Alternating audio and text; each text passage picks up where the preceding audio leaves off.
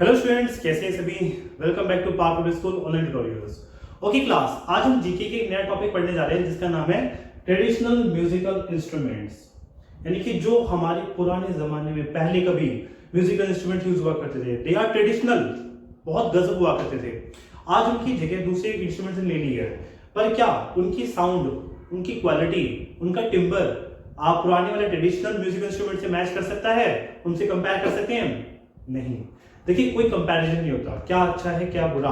उस टाइम पे जो था वो भी अच्छा था और जो आज है वो भी अच्छा है।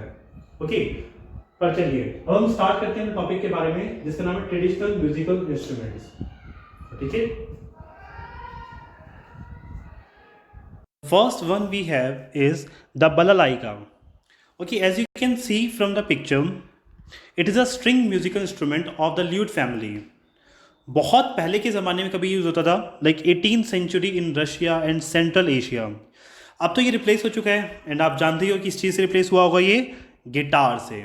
Okay, it is made in 6 sizes, 6 different sizes में बनता था ये उस वक्त। ये from piccolo to bass to double bass and has a flat back and a triangular belly that tapers to the नेक।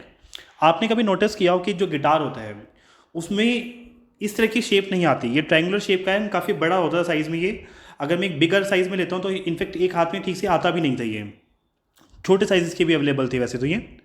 ठीक है, the instrument was usually use in folk music but was also employed in large balalaika orchestras in 20th century. Starting में तो एक Fock music के लिए use हुआ करता था, फिर उसके बाद 20th सेंचुरी में इसका ऑर्केस्ट्राज में भी यूज़ करने लग गए, काफ़ी फेमस हुआ फिर ये। चलिए नेक्स्ट देखते हैं ektara. The ektara is a rhythmic folk instrument with a stretched string, single string. Ektara, इसे हम इकतारा क्यों बोलते हैं? क्योंकि इसके अंदर सिर्फ और सिर्फ क्या होती है, सिंगल स्ट्रिंग होती है।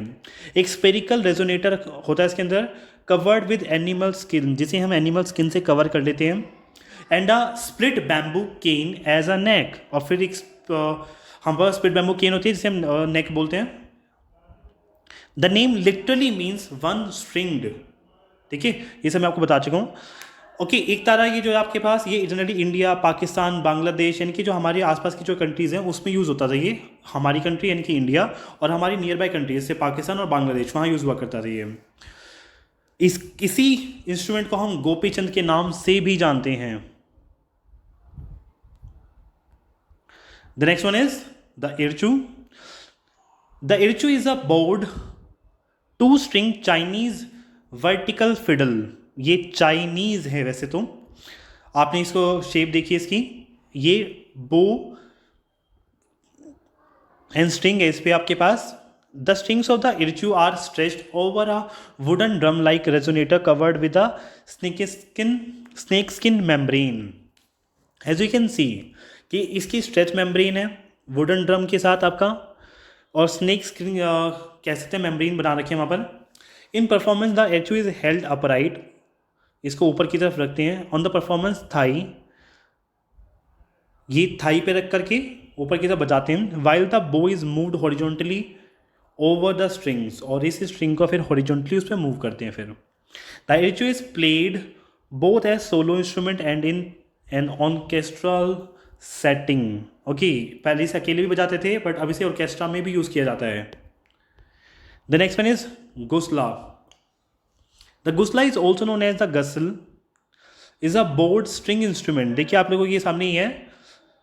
It comprises of a skin belly, a round webbed neck, and one horsehair string at the top of the neck.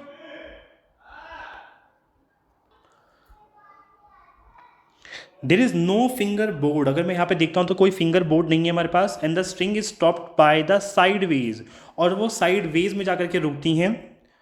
Side wedge pressure of the players fingers मतलब कि जब हम साइड से फिंगर्स के pressure apply करते हैं तब जाकर के रुकता है, अदरवाइज नहीं। It's are traditionally use by epic singers of the region. Okay, बहुत पुराने ज़माने में जो बिल्कुल गजब के सिंगर्स हुआ करते थे ये वो यूज़ किया करते थे इसको बजाना इतना आसान कभी नहीं रहा। The next one is the Aeolian harp, is a type of wooden sound box. ये काफ़ी बड़ा होता है साइज में, जो एक जगह पे सिचुएट होता जाता था आपका। ओके इसकी स्ट्रिंग्स की the movement of wind over it's strings, जब इसकी स्ट्रिंग्स पे हवा एक फास्ट एयर आती थी आपकी तो इसकी स्ट्रिंग्स में से साउंड प्रोड्यूस हुआ करती थी। ये लॉन में, जब पुराने ज़माने में 19th सेंचुरी में कह सकते हैं कि लॉन में अपनी गार्डन में यूज़ किया जाता था, ये रख देते थे सो दैट कि उस एरिया में वहाँ पर उनकी क्या है ऑटोमेटिकली ही म्यूजिकल साउंड प्रोड्यूस होती रहे। The strings can be made of different materials of thickness, मतलब कि डिफरेंट डिफरेंट साइजेस के बन जाते थे वे। The next one is the glass harmonica और एरमोनिका जिसे हम बोलते हैं। ये बहुत पुराने ज़माने की आपकी क्या है हारमोनिका है, अब तो खैर न्यू चलती है आपकी। Consist of a set of graduated tuned glass balls which are played by rubbing moistened fingers on the glass ball rims। ये अमेरिकन प्रिंटर्स ने इसको बताया था, ऑथर्स ने। बेंजामिन फ्रैंकलिन ने भी इसके बारे में बताया, यूज़ किया था इनको, इनफैक्ट इन्वेंटर ही वही रहे थे Benjamin Franklin he called this instrument harmonium.